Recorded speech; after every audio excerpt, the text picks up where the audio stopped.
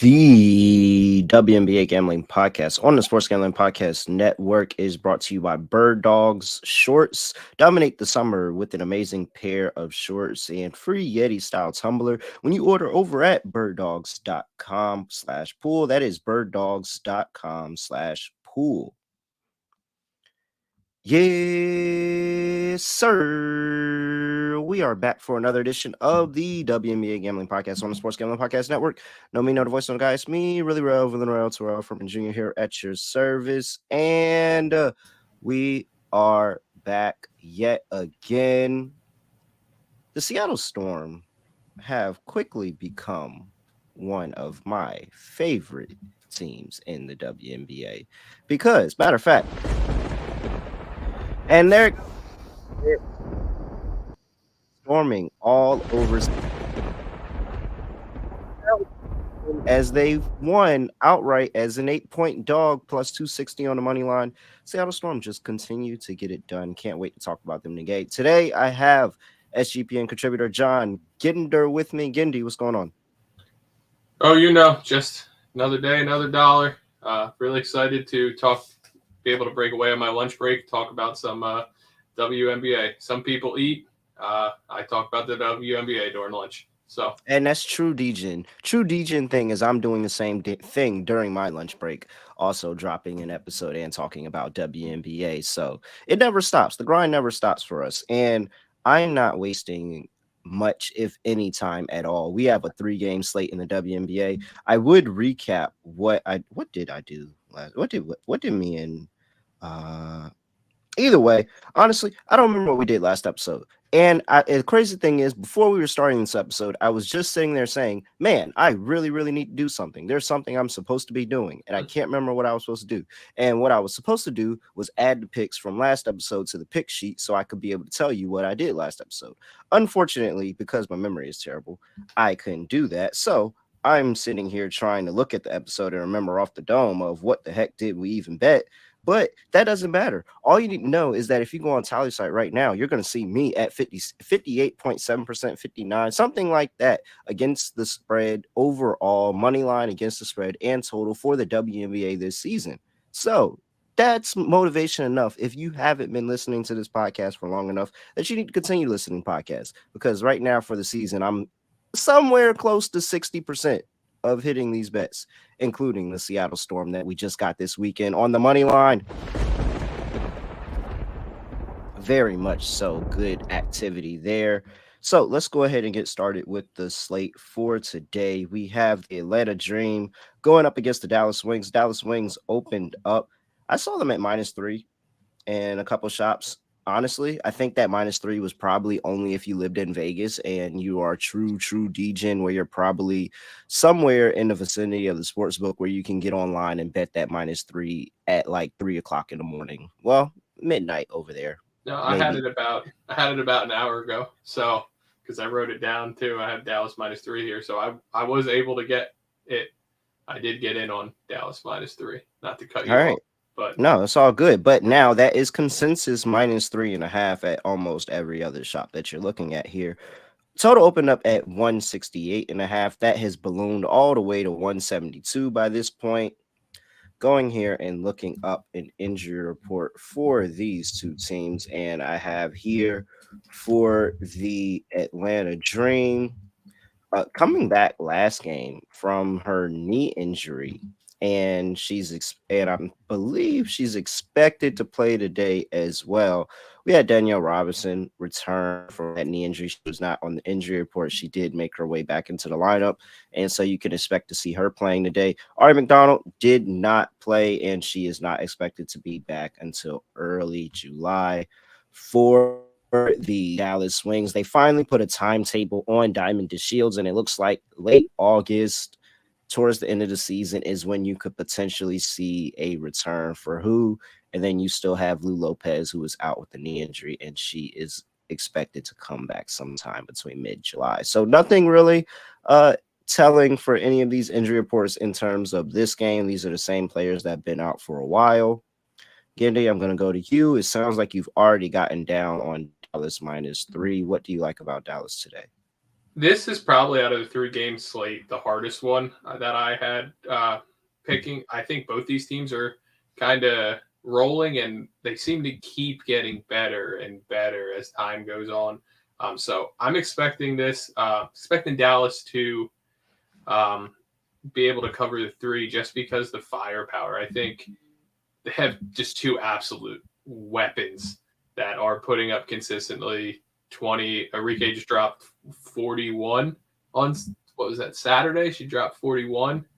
I mean, they just, they are a good offense. And I just don't know if Atlanta is there to be able to fully keep up with them yet.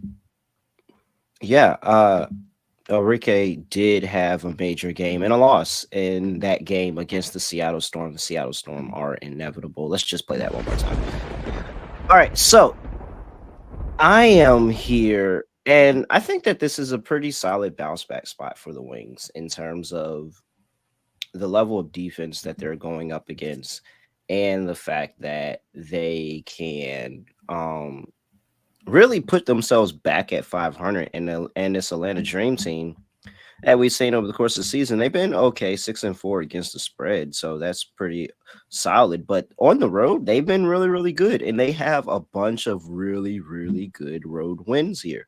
Look at the last 3 games for them. They go on the road in this road trip that ends with, this is the last game of a 4-game road trip for them, which is extremely long in the WNBA. Just think about, the difference in travel between the NBA and WNBA, and the fact that you have uh them flying commercial. Like, they're not out here getting charter flights. They're not private planes. They're going through the airport, going through TSA, doing all this stuff. And now they've done this 4 games in a row, but they're 3-0 during that span, and they get a win against the New York Liberty. They get a win against the Connecticut Sun. 2 very, very good wins. 2 almost double-digit dog favorite wins. Closed at +10 for the against the New York Liberty. Shout out to me on that one. And +8.5 for the Connecticut Sun. Do not shout me out for that one because I was on the wrong side of that one. And then you had them come out, and even in what seemed like a letdown spot, they were still able to get it done against the Indiana Fever, who've been playing really good basketball. But unfortunately for them, they haven't been able to defend in almost any of these games. Yep. 94 points to the Indiana Fever, 88 points to the Connecticut Sun, 79, that's better, to the New York Liberty. So if you go through and you look and you break these up to the last 3 games that they played on this trip, and the Atlanta Dream are 9th in the WNBA in terms of opponents' points per game, giving up 87.0 points per game. And funny that the New York Liberty are actually the outlier that's dragging that stat down. So I think that this Atlanta team, while they are getting really, really hot right now, they're playing very, very good on the road. And it kind of makes me concerned to fade them with how good they're playing on the road. But this is kind of a look ahead spot here to rematch with the Liberty at home at the end of this week. You're looking to finally being back in your home bed. Are they going to be there long? No, because they have to get right back on the road and go up to DC the next week. But once this is over, what is this, Tuesday? Once this game is over, you're getting almost a week at home. And so that's just something to look forward to. And it could be a little bit of a sluggish kind of look ahead game for the Atlanta Dream here. Again, 87 points per game in the last 3 games. The only team not the only team, but worse than them is the Dallas Wings, who have given up 96.7 points per game in the last 3 games. And so, needless to say, I love the over here. I understand why it's ballooned up this much. And I mean, I'm not taking an under with either one of these 2 teams. If I had a play, and I probably will play it, I think that I would go with the Atlanta Dream team total over, just because even though I think this could be a little bit of a letdown spot for the Dream, they still should be able to score points here. Again, 109 to the Seattle Storm. You have a 79 to the the Los Angeles Sparks, and a 102 points given up to the New York Liberty. And so even if we take that and we push that out to the last 5 games for the Dallas Wings, and the defense is still not there, Last 5 games between these two teams, Atlanta Dream have given up 91.2 points per game. That is last in WNBA. Dallas Wings at 89.2. That is second to last in WNBA. I'm not taking an under with either one of these two teams. So, did the total balloon up? Yes. Are we getting the worst part of the number? Yes. It doesn't matter. I still like it. Give me the over 172. And in terms of the game, I'm just going to sit here and say that I think Dallas is in a prime spot for a bounce back spot and just to catch the Atlanta Dream slipping. So the Atlanta Dream actually, let me see if I can pull it up real quick. But when we talk about first half margin, second half margin, and how teams are playing in the first and second half of these games, and the Atlanta Dream struggle. They struggle more in the first half of games, but their second halves are really, really good. And if you think about that Liberty game, think about the Connecticut Sun game. They really, really put together a really good second half to be able to put themselves in position to win those games. And so now I think that I like that same kind of history, same kind of trend to go in this game, and where they kind of struggle in that first half a little bit. So Dallas Wings looking for a pick me up, especially after having an amazing offensive game, but just giving up way too much on the defensive end. And the Atlanta Dream a little bit sleepy and kind of looking ahead to finally getting home after this really, really long road trip. So I like Dallas Wings first half. That's probably one of my favorite plays on the side here. And what's that? -1.5 is what I see, -105. I will take that for the Dallas Wings in the first half. But gun to my head, full game, what I'm putting on tally site, I'll be on the Dallas Wings -3.5 uh, as well.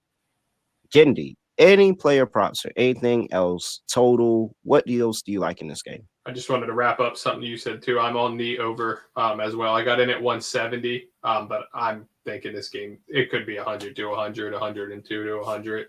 It's going to be pretty high scoring, and then I think the reason for the Dream with why they do so better in the second half. I watched a game yesterday, or not yesterday. What was that? Sunday. Graydon, she scored 2 points in the first half, and then went off for like 19 in the second half. And I think that happens more than we've realized. I think she is a second half player, so she just pulls that. Well, not the game that I had, or I think that's what I actually had last time out, was the fact that this Alicia Gray had like 8 points in the beginning. I think it was that Sun game. She had like 8 points in the beginning of the game and then didn't do anything else again until the fourth quarter. So maybe she burned me there. Yeah. Player props. There's a couple. It's getting hard to start doing Dallas because they're just inflating the numbers so much. I mean, Sabali's rebounds are now over and under 11.5. Like, yeah, will she do that? Most likely. But I mean, we were getting it at 7, 8.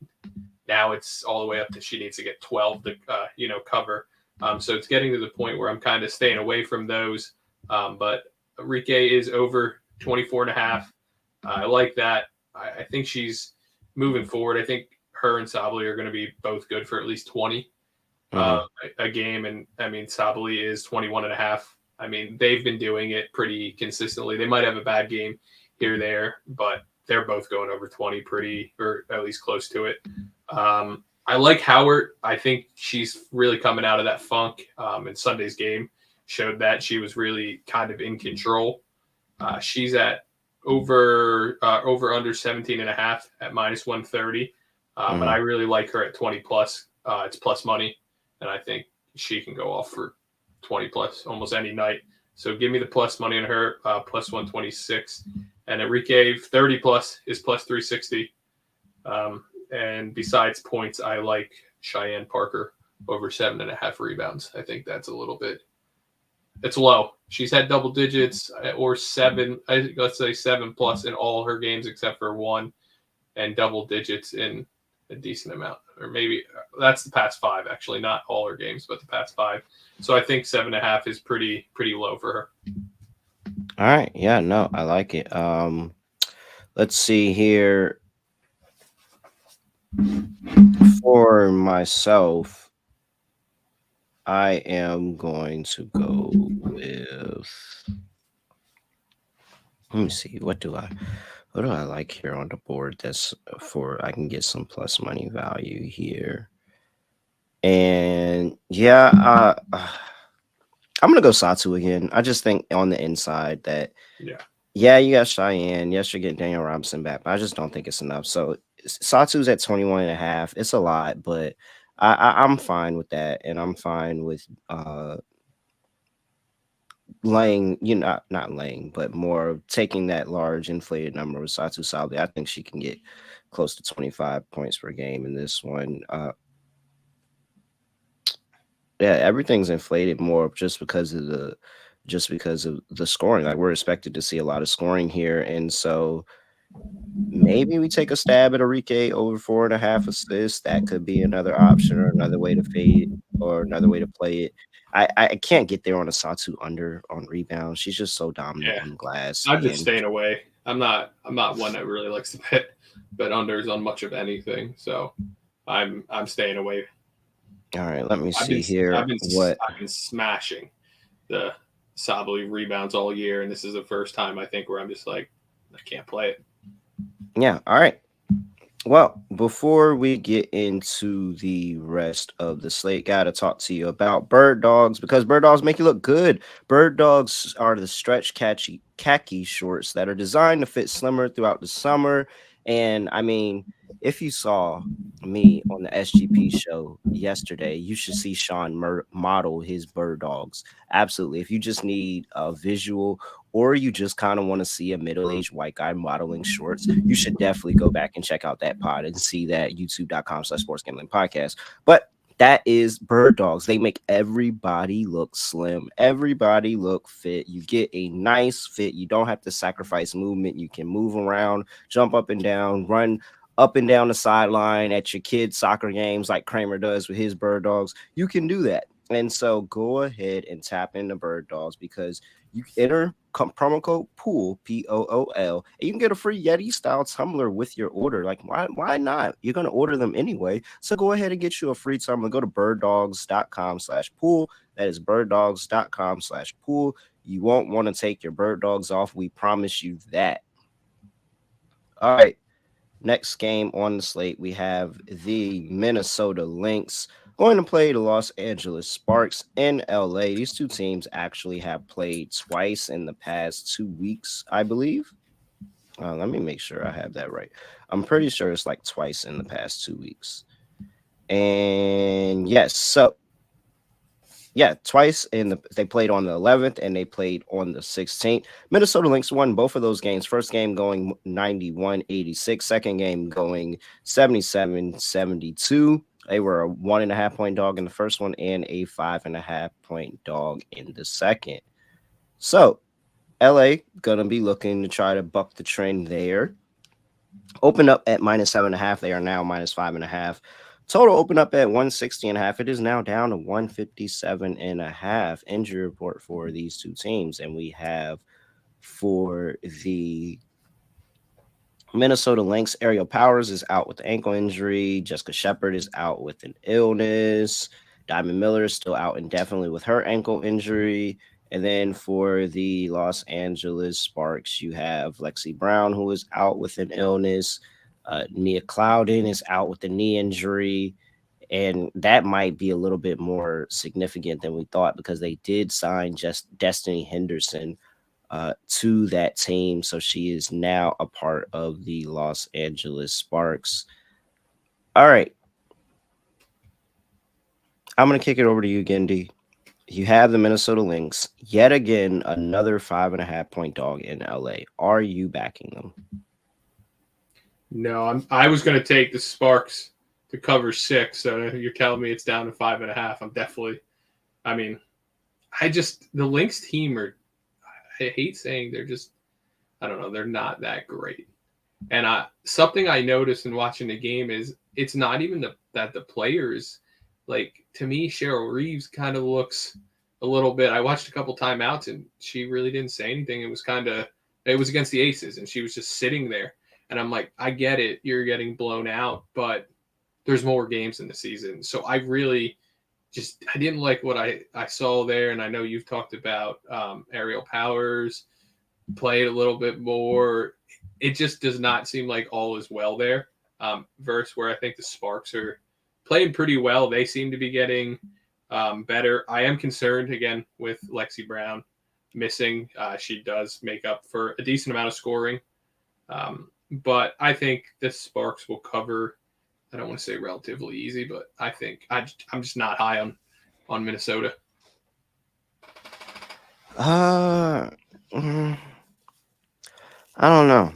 I am in that last game. Minnesota was getting a lot of really, really good looks, and they shot 50%, 51%, if we want to round up to the in the field in that last game, and they were just getting a lot better looks. Like Nafisa Collier was able to get to the basket and do whatever she really wanted to do. She has 24 and 25 in the 2 games this season versus this team. And not to add the 9 and 6 rebounds that she had up there. She had a 6 assist game in there as well. So she's been playing really, really good against this team. And I don't think they really have an answer for her defensively. So if I can just pencil her in for 20 points, that really, really takes the pressure off. And then you can get a Tiffany Mitchell who may be able to go off here or there. Kayla McBride, who we know is a scorer and able to score and help them on. Maybe you can get her assist again and be able to find somebody like a Rachel Banham outside for 3. And so it, it it just seems like defensively the Minnesota Lynx have started to step things up a little bit. I know they just got blown out by the Aces, but who doesn't get blown out by the Aces? There's a lot of teams that get blown out by the Aces. And now, this Minnesota team's kind of coming into their own with the staff that they have. And yes, Lexi Brown being out again does concern me for the Sparks. I think I'm going to play this by playing Minnesota's team total over. Okay. And so with the line dropping and adding in the spread, they have a team total of 76.5. They scored over this in the 2 games prior this season already. I want to back the Lynx. I don't know how. I didn't know how I wanted to back the Lynx until I just kind of talked it out with how good Nafis Collier's been, and it's been creating higher percentage looks for everybody else. That it feels like Minnesota Lynx team total over 76.5 is kind of the way I want to go in this one. Los Angeles Sparks team still haven't really figured it out all the way there defensively yet. If we look at their past 5 games in terms of what they've been able to do on the defensive end, opponents' points per game, they are giving up. Oh, wow. They actually turned it up 74.8 points per game in the last 5 games.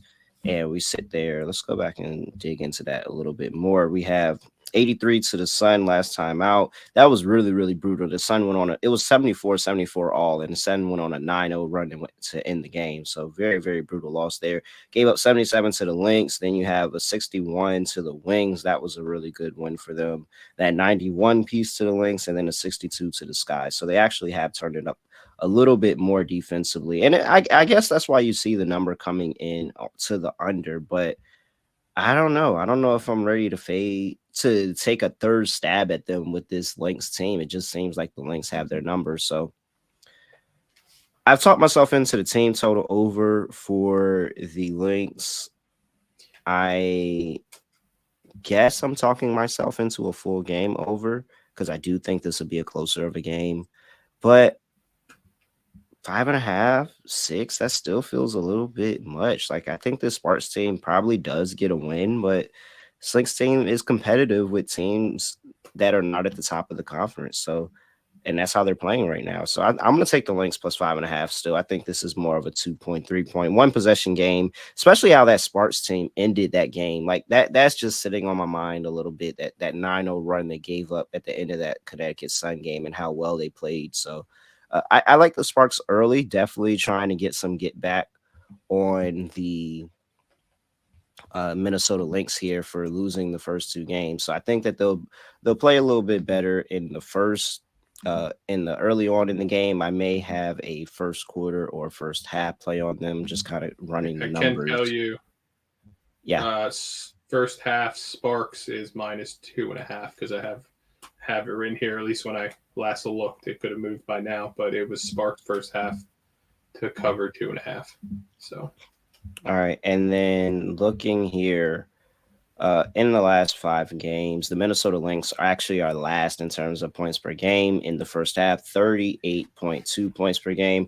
Los Angeles Sparks, little bit better. They're all the way up at 7 at 41 points per game in the first half. I think that's how I want to play it. I don't think I want to wait until the end of the game. Sitting here looking at first half margin, it's a -3.4 for the plus minus first half for the Minnesota Lynx. Los Angeles Sparks, 4.8. That makes them fourth best in terms of plus minus in the first half, and the Minnesota Lynx are down at 8. So I'm going to go ahead and I'm going to back the Los Angeles Sparks here in the first half. I'll take the Minnesota Lynx for the full game plus 5.5. And I will take that Minnesota Lynx team total over 76.5. Anything else you like here? Props, total, anything? In terms of props, Jordan Canada over 5.5 assists. She is the facilitator. I mean, point blank, and especially with Lexi Brown out. I mean, what was it that game before they did the emergency signing? Jordan Canada played the entire game. Mm-hmm. Period. She didn't come out. So if your point guard's not coming out of the game, 5.5 assists isn't really that much, especially for somebody at her passing talent. So also NECA is at 19.5. I think she's pretty golden for going for 20 a night until for the near future, at least if not the whole season. She's been absolutely dominant. So I like her at 19.5, and I'll probably talk a little bit more about that later. Yeah, no. So, I mean, here we talk about Jordan Canada. I was also eyeing her assists. It's at 5.5. Look at her month of June. In the month of June, these are the numbers for assists: 5, 7, 5, 5, 8, 6, 5, 6. During the month of June, she has never had an assist game less than 5. So if 5 is the baseline, we need one more than that. And she's getting the minutes usage. Like you said, that last game she against the Minnesota Lynx, she did play all 40 minutes. She played 34 minutes. And if anybody that's just tapping into the W that didn't know, they only have 40 minutes in the game for 10-minute quarters. So she has 34 minutes. She has 40 minutes. She has 33, 35. Looking and for the season, she's averaging 32.25 minutes per game. So she definitely has plenty of opportunity, especially with the ball handling. The ball is going to be in her hand, especially with Lexi Brown out. And now you're still working Zaya Cook into the rotation. We'll see if we see a Destiny Henderson appearance in this game or not. I still think she's going to get plenty of usage. So I do like that look at. And with Clarendon out. With Clarendon out too, I mean, they're pretty low on guards. So another play that I like here is I am going to go to. I just don't see how we don't play Nafisa Collier with the 24 and 25 that she had in the previous 2 games. I think she's another person that we can sit there and feel comfortable that she's going to try to get to her shot. And they really don't have anything to kind of slow her down. You can throw Neck. You don't want to burn NECA too much on the defensive end, but you have Dearica Hamry. We'll see if she'll be able to make some type of adjustment. Maybe they bring Shanae Gumake back into the starting lineup for this game and just say, hey, we're going to burn you on Nafisa Collier and just try to hold her under 20 points. I don't know, but until I see it, I'm just going to keep rolling with Nafisa Collier. Yeah, you sold me. I took a note here to said to make sure when I get off this with you to make sure I go in and play that before it goes up any further. So you sold me on that as well. Yeah, and let's see here if I can find anything else that I would like for in terms of the Lynx, because again, I do think they scored. Tiffany Mitchell over 9.5 points feels like a pretty good look. And just the terms of now, if they do limit, and it's kind of, I wouldn't say it's really a hedge, but just a way to green up, because there is a world of possibility where I see in this game of they're trying to force the ball out of Nafisa Collier's hands. And who is it going to go in? It's going to go into somebody who's trying to play themselves into a most improved player of the year, and that's Tiffany Mitchell. And so I think that she absolutely can have Huge game in this one. I like the over 9.5. I see that on underdog for Tiffany Mitchell. All right. Anything else you have for this one? Nope. I'm good on All this right. one. Before we get to the last game being played tonight, I got to talk to you about Underdog Fantasy because Best Ball Mania 4 4 is here. And Underdog is giving you away. Roman numerals are really, really hard to read, people. Uh, Best Ball Mania 4 is here, and Underdog's giving away $15 million in prizes. Plus, they have the Pick'em contest, player prop Pick'em contest that you can get into. And I be going in there and dabbling in the WNBA player prop Pick'em contest because I mean, they're great. I got a couple auto bets from later tonight that I'm gonna have in my pick'em contest. If you know me and the Connecticut Sun, you know that I'm gonna have an auto bet in there. I'm also gonna throw Satu Sabli over 21.5 points because I think this is a high scoring game and she's been very, very consistent over the year. And so I'll throw Satu Sabli in there. That's what's that 3x, 3 times my payout right there. I like the Cheyenne Parker look as well. I think she can get some looks on the inside. So I'll add Cheyenne Parker over 16 points in there as well. And of course, I got to come back down. I like what we were talking about her. Jordan Canada over 5.5 assists. I'm throwing that in there. That's a 4-pick parlay. If we add the play that I'm going to talk to you about, the auto bet play in a little bit, I'm not going to tease that, but you'll listen to that. But Jordan Canada as well. Satu Sabali over 21.5 points. Jordan Canada over 5.5 assists. Cheyenne Parker over 16 points. And that is a payout. If you put in $25, no insurance, you can get $250. If you want to take the insurance and lower your payout, you can get a max of $150. So go tap into underdogfantasy.com. Use promo code SGPN for 100% deposit bonus up to $100. That is underdogfantasy.com, promo code SGPN. All righty, here we have last game up on the slate. The Connecticut Sun traveling to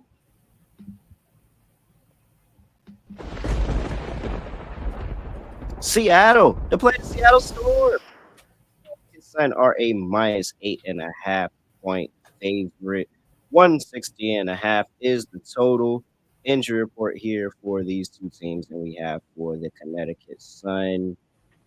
Nothing to report. Clean injury report for them. And for the Seattle Storm, guess what? Nothing to report. We're seeing all systems go for these two teams. All right. I know what I'm doing. I don't know what you're doing.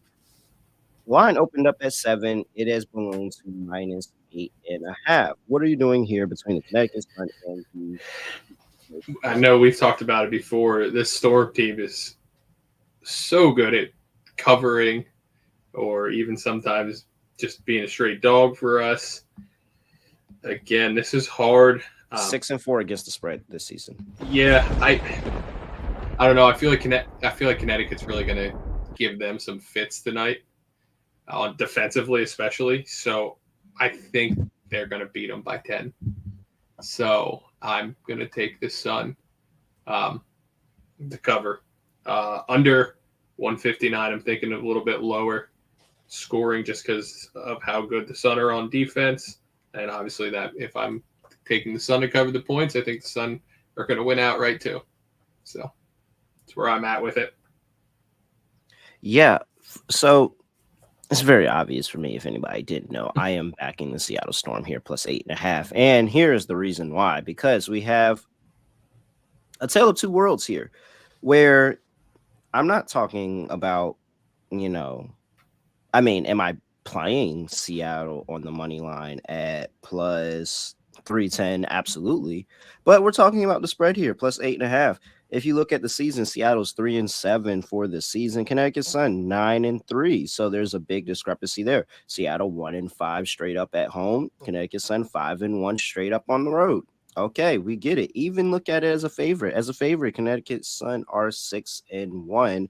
And as an underdog in their 10 games, again, 3-7 for the Seattle Storm straight up. But against the spread, that 9-3 record for the Connecticut Sun turns into 6-5-1, and for the Seattle Storm, that 3-7 record turns into 6-4, 4-2. Both of these two teams respectively on the road for the Connecticut Sun and at home for the Seattle Storm here.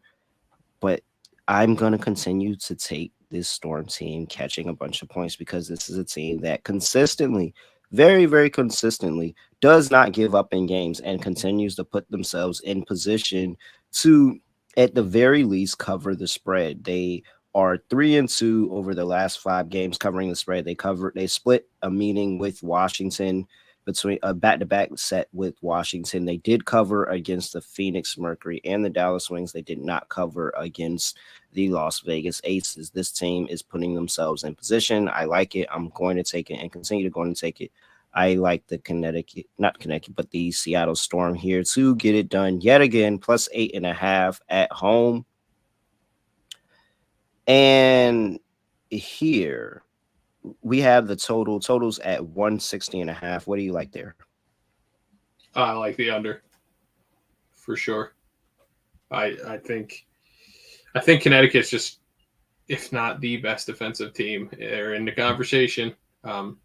And I just think they are going to give Jewel a problem tonight. And if you're giving her a problem, I don't know who else is going to really, be able to deliver on her off how good she is offensively. So I just feel like it's going to be a little bit lower scoring than we're used to. Yeah, very much so. I am. Whoa. Did I lose them? Nope, you're good. Are we still here? No. Okay. All right. I don't know what happened there, but yeah, there's a plus. Sees looks like there's a plus 9.5 on FanDuel. I would 100% bet that, but yeah, in terms of the spread here, I like the Storm, so I actually think that they're going to find ways to score. I think that is pretty correlated. If you like the Connecticut Sun, you think it's because they hold the Storm's defense, but I think they're going to find ways to be able to score here and continue to just share the ball, get the ball around. I'm going to continue to back this team. The line is moving in my favor a little bit. I had a little bit of an inkling to the over. Again, the Seattle team, while they are covering games, they are still giving up points defensively. Gotten a little bit better, but over the last 5 games, they are still at about 82.4 points per game. Giving up Connecticut Sun, last 5 games, not that much ahead of them, 82 points per game. So I still think that there is the door opening for these teams to be able to score. It's probably going to come from the outside a little bit more for the Seattle Storm than it is for the Connecticut Sun, but I still think I can see points. So I'm going to actually go against you. I'm going the over 160.5 here for these two. And for any player props that you like in this one, what's catching your eye? I'm sure you and me are going to agree on this one. I think you said it's going to be your auto play. I'm assuming this is what you were hinting at. Alyssa Thomas over 7.5 assists. Very much so. Half the time she gets it done in the first half anymore. So I like that one. And I'm also looking at Jones over 15.5 points. She's becoming a lock for 15 at this rate. So for only, if I think she's a lock at 15 and it's only 15.5, that's one more point. So I think she gets that. She's becoming quite a quality post player and somebody they could really depend on. So I'm looking for 15.5 there. Yeah, very much so. I like Brown Jones 15.5 points. Everybody knows at this point my auto bet is Alyssa Thomas assists. I've been talking about this at the beginning of the season and that she could very well average close to a triple-double for the entirety of the season. And look at her now, 15 points, 10.2 rebounds, and 7.7 assists. She's well on her way. And so last game, a big 12 assist outing from her. She has covered this line in 3 of the last 4 games here with 12, 7, 8, and 12. I expect her to. She's the ball handler. She's the point forward for this team, and because they don't have kind of that true point guard, facilitating point guard that they did have in a Jasmine Thomas, they are now using Alyssa Thomas in that role that continued from last year. And even with the new coaching staff, they're still putting her in that role. So she's always going to be able to have the opportunity to make the right read and stack up on assists. So Alyssa Thomas, again, 7.5. That's an auto play for me. I do really like that Brianna Jones play, 15.5. I've talked about her in the past and said that 15 is basically her floor. Like 12, maybe 12, 13. Like that's basically the floor that you have with Brianna Jones. And because Jacquel Jones left, because she got to move into that starting lineup, she has consistently shown out. And it doesn't seem like the books are catching up to it or willing to change the number for her. Look at her in the month of June: 12, 21, 15, 12, 18, 28, and 17. She has gone over this in 4 of these 7 games in June.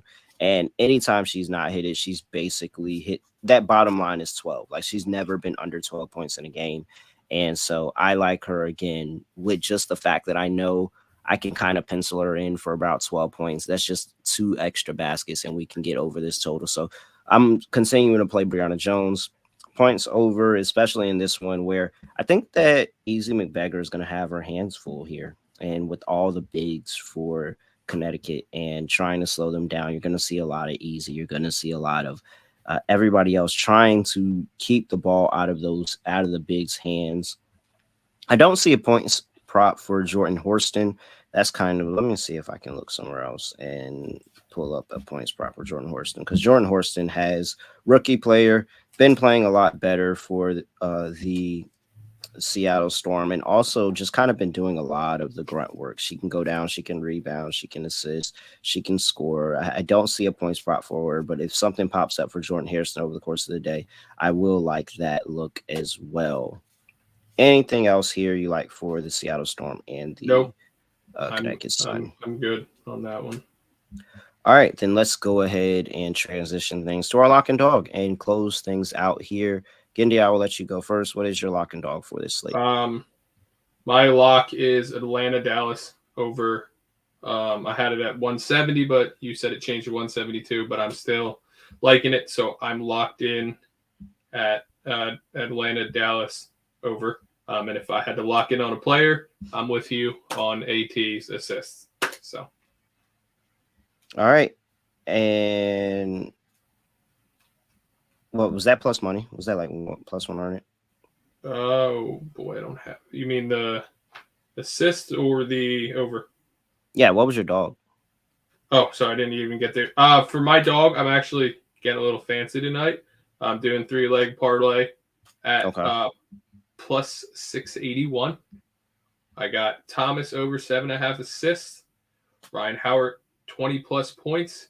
And I was originally going NECA over 19.5 points, but I'm actually going to switch it to Canada over 5.5 assists. But I'm probably going to play both of them in a parlay. So that's about plus 681. All right. Plus 681 parlay. Big dog energy coming from Gindy here on the slate. For me, I am going to, how do I want to set things up today? Let's go to Dallas Wings first half, minus 1.5. That is my lock. For my dog, do we just take Seattle on the money line again? I mean, they've got one win at home. Who did the Storm have on deck? The Storm had Minnesota. Okay. Still on a road trip. Minnesota, second game, middle sandwich spot of road trip.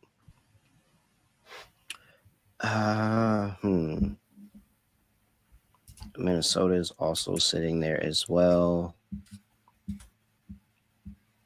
Let's go to, if Jewel Lloyd has a big game, Seattle wins, but Jewel Lloyd can also have a big game. And is that me? Oh no, it wasn't. Jewel Lloyd can also not have a big game and they not win. Let's just trust Seattle. I just trust Seattle. Seattle's been playing really good, and so I think that's the thing that would shock everybody on the slate today if Seattle got a win outright versus the Connecticut Sun. So I'm just going to take Seattle plus 360. That's a high enough number where I'm fine sprinkling on it. Seattle plus 360 on the money line. Get it done. Seattle's no more inevitable. Get it done against the Connecticut Sun here today. All right. Gindy, anything else for the people before we get up out of here? Nope, I'm good. Just looking forward to another good night of WNBA basketball. Yeah, absolutely. For me, make sure you go ahead and check out us on YouTube. If you're not already, youtube.com/NBA Gambling Podcast. You catch us on the Sports Gambling Podcast Network YouTube as well. If you want to catch us there, likes, comments, all of that stuff. You heard the chat was going today. We had people in the chat come in, hop in the chat, talk with us there. Other than that, you can find him at Indiana Jones, me at ___, and leave a review if you haven't. Wherever you get your podcast, please subscribe, leave a review, do all of that. That really helps the show. And then we can maybe get some more episodes out here. Y'all want to hear more episodes? You want more WNBA talk? I need to see those reviews. We need results. Other than that, I have nothing else to say, nothing else. Do no other way of ending the podcast. Just going to end it like this. We are out of here.